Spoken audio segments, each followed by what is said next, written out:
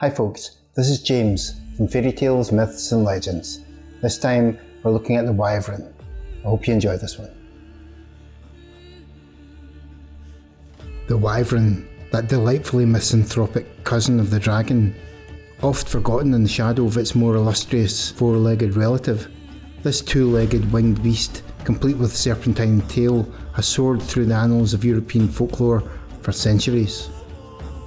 A most peculiar creature, the Wyvern, though it shares much with its draconic brethren, lacks the dignity of speech, the refinement of wisdom, and dare I say, the dexterity of a proper pair of forelimbs. Instead, it is a brute, a thunderous menace with an appetite for destruction. Now, some rather erudite scholars argue that in those blissful pagan pre-Christian days, the Wyvern was regarded as a force for good, an emblem of life, a protector of lands. Alas, with the arrival of Christianity, the Wyvern found itself rather unfairly cast in a more unsavoury light. No longer a noble beast, it became a byword for all that was wicked and ghastly. War, pestilence, famine, and even the devil himself. What a fall from grace. If you were to sketch out a Wyvern, you might feel as though you were indulging in an elaborate game of animal mix and match. A pair of bird-like legs? Check. A long sinuous body reminiscent of a serpent? Certainly.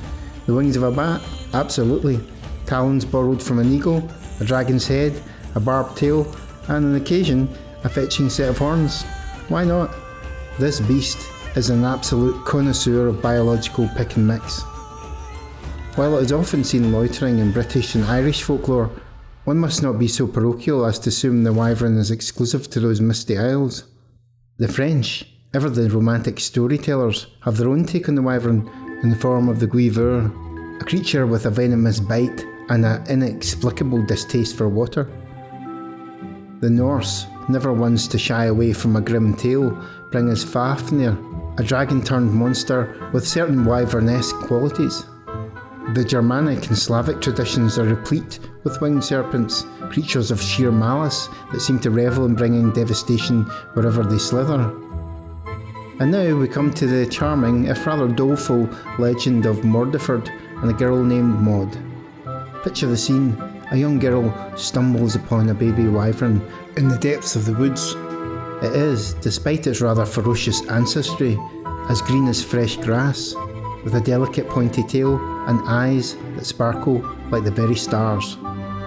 Enchanted, Maud adopts the creature, to the considerable horror of her parents, who understand all too well what the thing will become. Despite their better judgment, the family allows the wyvern to live, and Maud, ever the nurturing soul, sneaks into the woods to feed it milk. But as all great tragedies go, the inevitable arrives. The wyvern, fully grown, develops a taste for something a tad more, shall we say, substantial. It begins feasting on livestock, and then sets its sights on an unfortunate farmer. The town is thrown into disarray, and yet, in all this chaos, Maud remains untouched. Her monstrous pet, for all its savagery, cannot bring itself to harm its only friend. The story naturally ends with a nobleman's arrow and Maud left inconsolable. And let us not forget the military. The Royal Air Force, the RAF, not to be outdone, has proudly displayed the Wyvern in its insignia. They even had a strike aircraft in the 1950s called the Westland Wyvern. Across the pond, the US Air Force has similarly indulged in Wyvern-themed squadron patches. Meanwhile, various rugby and football teams across Britain and Europe continue to invoke the Wyvern in their logos, no doubt hoping to channel its mystical might on the pitch. Medieval bestiaries, those delightful catalogues of mythical creatures, often depicted wyverns as omens of chaos, destruction, and general calamity. One might stumble across carvings of wyverns lurking on church walls, standing guard over castle gates, or nestled upon tombstones, grim reminders of the world's lurking dangers. Linguists take note. The word wyvern hails from the Latin vipera, yes, the same word that gave us viper, a rather fitting name one must admit. The old French wyver, meaning serpent, also plays its part, though that too probably comes from the Latin. Curiously though, the term dragon has been knocking about since at least the 13th century. Wyvern only fluttered onto the scene in the 17th century. Our fascination with wyverns persists, with the creatures soaring through fantasy literature, films and games. In gaming, they loom large in Dungeons and Dragons, The Witcher, Monster Hunter and Dark Souls. And in movies and TV, the so-called dragons in Game of Thrones, well, they're wyverns through and through, 2 legs, wings and not a single forelimb to be seen. Though author George R.R. Martin says he described them so to make them more realistic. In literature, the wyvern remains a popular fixture in fantasy novels, typically cast as a somewhat less intellectually endowed cousin of the dragon, though no less menacing. And so we return to the wyvern, that angry, misunderstood outcast of the dragon family. Whether as a symbol of destruction, a proud heraldic badge, or a fearsome foe in modern fantasy, it refuses to be relegated to the footnotes of mythology.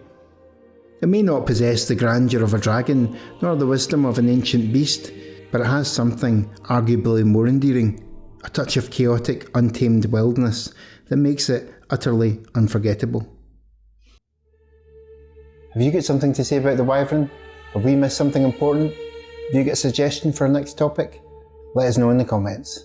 If you enjoyed this video, please do subscribe, as it helps us fund the channel. This has been James, from Fairy Tales, Myths and Legends. Hope to see you again soon.